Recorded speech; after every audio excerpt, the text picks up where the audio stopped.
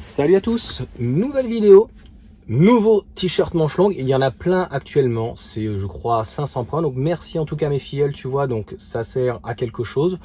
Petite surprise donc pour les 1 an, alors c'est pas réellement 1 an, la première vidéo que j'ai faite c'était le 10, donc 3 jours après avoir reçu ma voiture et j'étais complètement fou alors que j'avais plein d'angoisse comme tout le monde en disant mais comment je vais recharger, comment ça va se passer.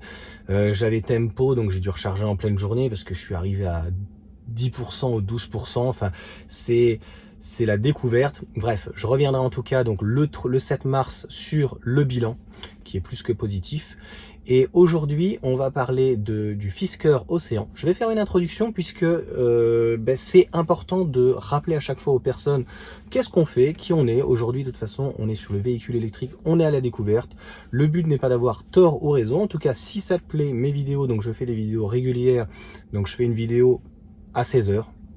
Minimum, malheureusement, parce que là j'en suis, tu vois, à mon deuxième enregistrement. La première c'était le Renault avec Mobilize, et là concrètement c'est sur le Fisker Océan. Donc merci à Maxime, enfin Fisker même d'une manière globale, qui m'a envoyé donc hier soir l'info, et j'avais même pas regardé l'article, et je lui dis j'ai mis lol, parce que ça m'étonnait pas, concrètement que Fisker, c'est bientôt fini. Donc ils sont ce qu'on pourrait appeler pratiquement dans le dépôt de bilan. En tout cas, on va y revenir dans le développement et je vais te dire ce que j'en pense, donc surtout mon analyse de la situation. Et tout ceci me paraît tout à fait cohérent, que ça soit, j'aime bien spoiler les vidéos directes, rachetées par Nissan. Ils ont en tout cas un intérêt stratégique. Et donc je fais des vidéos, que ça soit d'essais. En ce moment, c'est beaucoup donc de réflexion. Et puis de temps en temps, je vais voir des voitures qui me plaisent, ou je vais sur Paris, les Champs-Élysées, où je fais aussi des vidéos. Ce qui est important, c'est sur la réception Tesla qui est quand même très atypique. Des fois mieux en intérieur, recharge à 100%, des fois en extérieur avec 10% ta batterie. Donc, et puis ça me permet d'aider mes filleuls. C'est ce que j'avais dit, lorsque je suis parrainé sur Paris, donc soit je peux me déplacer à donc Valenton ou éventuellement à Maurepas. Je m'étais déplacé à Rennes lorsque donc j'étais en Vendée. Et puis là je pars donc le 6 avril donc c'est le 34, hein, c'est l'Isère, ça y est, je sais plus au niveau de Montpellier, tu me diras le 30 ou le 34. Non, l'Hérault. C'est l'Hérault. L'Isère, je suis complètement con, il est con celui-là. C'est le 38 l'Isère. Dans l'Hérault de mémoire, et c'est un peu loin les centres Tesla. Je crois que il y en a un qui est à Toulon et l'autre est à Toulouse. C'est pas tout à fait à côté, mais je serais hyper curieux. C'est parce que pourquoi d'un centre à un autre, c'est jamais la même gueule. Tu vois, celui de Rennes, t'as pas l'impression d'être dans un truc Tesla, t'as l'impression d'être dans un entrepôt. Tu vas à Valenton, c'est pas mieux, c'est même pire, mais ils ne vont pas bouger parce qu'il y a un fret. Et tu vas à Maurepas, en fait c'était une ancienne concession, et là ça devient quand même hyper classe. Il y a des endroits, donc a priori c'est Mérignac dans ces cas-là je crois, qui est très très classe. Oh là, ça klaxonne. Donc voilà pour cette introduction. En tout cas, les personnes qui me suivent pourront nexter la première partie. En tout cas, si ça te plaît, il y a à peu près 50 à 80%, c'est quand même fou, qui regardent donc les vidéos. Tout le monde ne peut pas s'abonner parce que concrètement, tout le monde n'aime pas ma tronche, tout le monde n'aime pas ce que je dis. Il faut de tout pour faire un monde, mais je suis certain qu'il y a des personnes donc qui oublient, qui zappent, qui regardent la vidéo et puis qui disent au final, c'était qui ce mec là, Johan en VT, je crois, c'était un truc comme ça. Bref, allez, on passe à la vidéo. Donc fini l'introduction et sur la faillite et la stratégie de Fisker et Fisker Nissan.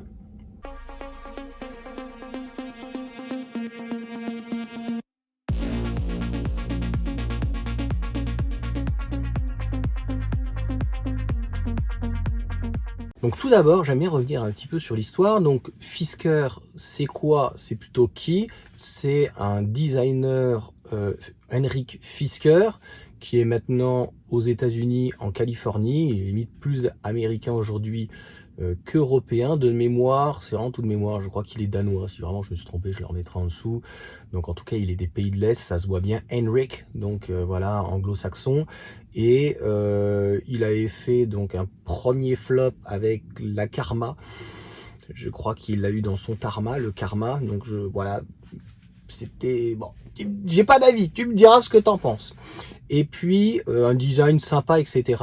Il revient avec donc Magna Steyr qui est à Graz, donc en Autriche. Moi je suis passionné de voitures, mais de voitures à la base thermique, donc je connaissais très très bien Magna, donc je ne sais pas s'ils font encore, faisait les Porsche, avant c'était je crois de mémoire en Finlande, donc Porsche ne fait pas toutes ces voitures entre guillemets à Stuttgart, ils en font pareil pour BM, donc il y a la Z4 et la dernière Peugeot RCZ notamment était fait là-haut, là où ils faisaient l'Audi TT, donc un assembleur, limite constructeur quand même, qui savent de quoi clairement ils parlent.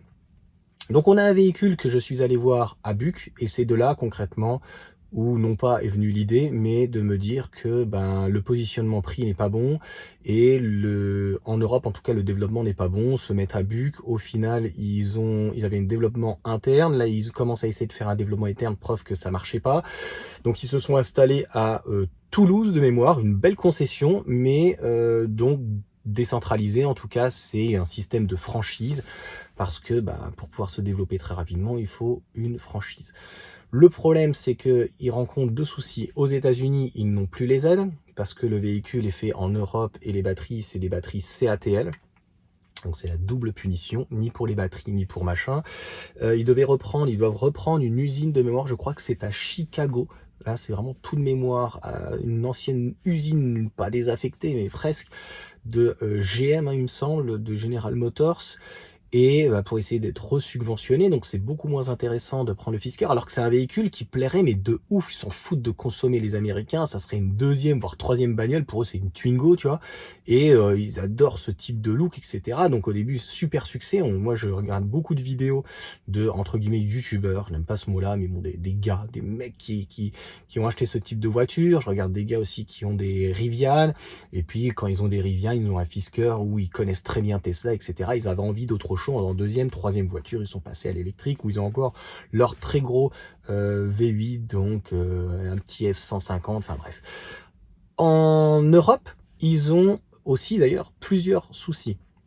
C'est que le véhicule en termes de rapport qualité-prix n'est plus intéressant, et il y a plein de véhicules au-delà du 3008, Scénic, X1, EQB, etc., qui sont là, sans compter le modèle Y. Donc il y a l'ENIAC, l'ID4, l'ID7. Donc en gros, il est matraqué de partout. C'est un véhicule qui est plus gros, qui est positionné entre d'ailleurs ce type de véhicule de 4,40 m, 4,50 m et un véhicule de 4,80 m, 4,78 m dans le cas d'un modèle Y. Le problème, c'est que j'avais été le seul à révéler en termes de critique. Une critique, c'est comme un critique gastronome, c'est positif, c'est négatif. Là, je m'en fous que ça soit positif, négatif. J'avais dit, attention, elle n'est pas à 42 000. Même si tu viens la chercher à Buc, parce que sinon la livraison est payante, c'est 900 € la livraison, même sur place. Attention. Et ils augmentent après leur prix. Donc aujourd'hui, elle est à 44 000 €. Donc autant te dire qu'elle n'est pas compétitive. On a vu qu'a priori, le peu de livraison qu'il y avait eu, il y avait beaucoup de problèmes sur le véhicule. Et puis moi, j'y croyais pas, parce que concrètement, elle a dû baisser de 6 000 € de mémoire. C'était 70 000, 72 000 ou 78 000, 72 000, je sais plus, c'était délirant. Aujourd'hui, je crois qu'elle est à 62 000. Elle est à 68 000, je crois, mais bon, comme il y a des peintures, elle valait 72. Enfin bref, c'était complètement délirant. Et là, elle est à 58 000, 62 000 € le véhicule. Bon, ça fait pratiquement moins bien partout. On voit bien que Henrik Fisker, à la base, est un designer. C'est là où, en fait, je voulais clairement en venir. Donc, beau design, mais ça s'arrête là. L'intérieur-extérieur est quand même très intéressant. Je l'ai vu en tissu. Il est la chou, moi je te raconte pas, laisse tomber le tissu. Le tissu recyclé, belle couleur. Mais alors, ça fait un assemblage, j'ai rarement vu ça de ma vie. Autant le cuir vegan, le véhicule même à l'intérieur est plutôt bien. Le soft, je l'avais vu, hein, et je la sens très cheap.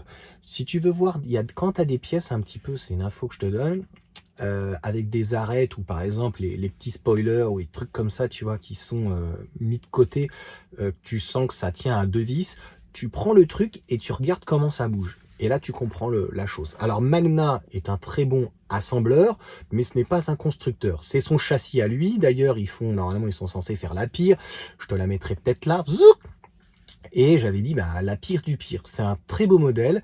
Fisker sait faire des très belles choses. Il y a l'Alaska. D'ailleurs, ça serait marrant d'ailleurs que Nissan, en tout cas, c'est Nissan qui rachèterait et non pas Renault. Mais il s'appelle aussi Renault Alaska. Donc, de mémoire, c'est Alaska, donc un break. Et non, ça m'étonnait pas, en fait. Ça sera donc l'analyse et la fin sur cette vidéo. Donc, c'est ce que je disais à Maxime. il faut savoir qu'aujourd'hui, la seule plateforme, en tout cas les deux plateformes qu'ont Renault, c'est la petite plateforme de la R5 et c'est la plateforme donc du Scénic aujourd'hui. Pour 2027-2028, ils vont avoir des plus grosses plateformes, mais ils n'ont pas de plateforme au-dessus de 4,50 m. Donc ça veut dire qu'en Europe, ils sont obligés de s'arrêter entre guillemets au Scénic. Tout ce qui est Austral, tout ce qui est espace, ils n'ont pas. Et encore pire pour Nissan qui a énormément de pick-up, hein. Les Navara, comment ils s'appellent là, les Highlander, là je suis très méconnu moi ce genre de truc, gros V8 etc. Enfin là concrètement ils savent pas faire. Donc je t'avais fait une petite vidéo qui n'intéresse jamais personne sur la technologie, c'est que donc Renault Nissan s'était associé avec Geely sur des plus grosses plateformes avec du 800 volts etc. Au-delà des nouvelles plateformes qui vont développer en 2027 avec Valeo. Donc Valeo plutôt pour les voitures entre guillemets du pauvre et Geely qui a une expertise dessus sur la voiture électrique beaucoup plus importante que Renault. Donc voilà, et donc de faire des véhicules au-delà de 4,50 m et qui vont jusqu'à, mettons, 5,50 m. Donc là, c'est pas bête, le fait de récupérer le Fisker, donc pour le coup, en tout cas Fisker, pas le Fisker Océan, c'est surtout l'Alaska qui l'intéresse, le pick-up, c'est qu'il est déjà fait. Il a un super look. Ce qui leur manque en fait à Fisker, c'est le soft. Nissan pourrait apporter en fait automotive, ce qu'ils savent faire avec Renault, etc. Ramener un petit peu leur expérience, expertise. Fisker ramettrait en fait ce châssis. Moi, je l'ai essayé. Il est super. Le comportement, elle est très traction. C'est normal puisqu'à la base, c'est une traction de 272 ou 275 chevaux. Et ce n'est pas une propulsion comme le modèle Y avec tout de suite ses 300 et qui vient complémenter. Donc, c'est une traction. Et après, donc, ils viennent en 4 roues motrices te rajouter un moteur à l'arrière. À peu près de 150, tu vois, 200 chevaux. Et on sent qu'elle tire un peu plus vers l'avant. Par contre, c'est très abouti. Donc, c'est ce que je te disais, la grosse erreur, c'est que le véhicule, c'est entre guillemets un veau, enfin, pas au niveau de la puissance, mais au niveau de la, même pas de la taille, mais du poids. Il est un peu trop lourd, mais pas pire qu'un 3008. Par contre, c'est pas du tout, quand je dis un veau, c'est qu'il est costaud. Il est trop lourd, et comme il est trop lourd, il n'a plus le bonus. Donc, il n'a plus les aides de l'État français. Par contre, il a les aides de l'Île-de-France. Parce que comme il est fait en Autriche, pardon, en Autriche, il est en dessous des 110 grammes. Donc 110 grammes en moins. Donc, il a le droit aux aides 2500, 4500, 7500, je crois, et jusqu'à 9000 €. Donc, en fonction de tes tranches de part. Pareil, j'ai parlé de tout ça. Donc, il est intéressant. Donc, à Buc livré. Je pense qu'ils vont devoir baisser le prix. Aujourd'hui, par contre, ça ne répond pas non plus à notre demande. Le modèle Y, c'est très bien vendu en Europe, beaucoup en Chine, beaucoup aux États-Unis, mais il répond encore plus à une demande. Là, c'est plutôt la pire avec 4,50 m, 4,40 m, 45 qui répondrait beaucoup plus. On voit ce que ça va donner avec Scénic, 3008, etc. Donc, très belle expérience. Très bon comportement. Le véhicule, on sent par contre à l'intérieur, il est très très costaud. Il a été entièrement renforcé, mais comme il est renforcé de partout, il est trop lourd. Mais ça ne l'empêche pas, il est pas du tout pâteau. Quand je dis vraiment qu'il est trop lourd, il est trop lourd malheureusement pour, entre guillemets, les nouvelles normes, pour les aides. Donc c'est quelque chose qui n'a pas été assez réfléchi. Après pour le reste, c'est vraiment un vrai véhicule électrique avec un plancher plat. Je le trouve, tu me diras ce que tu en penses en termes de design, très bien. En tout cas, ça permettrait d'avancer. Nissan, eux, concrètement, ils n'ont plus qu'à changer le châssis. Est-ce qu'ils ont des usines aux États-Unis, je crois, normalement, je ne vais pas dire de bêtises. Hein. Au pire des cas, au Japon, ils enverraient. Ou alors, de toute façon, ils ont prévu de racheter l'usine de General Motors, normalement. Je pense pas que ça soit Chrysler ou Ford. Hein. Je crois que c'était General Motors. Par contre, ça prend du temps, tout ça. Mais ça irait très certainement plus vite que de le développement, donc avec un plus gros châssis. Là, Renault est en retard. Contrairement par exemple à son concurrent direct en Europe, au-delà de Volkswagen, mais Stellantis. Stellantis a déjà donc ces 3-4 plateformes, donc tout est déjà prêt là-dessus, tout est déjà défini.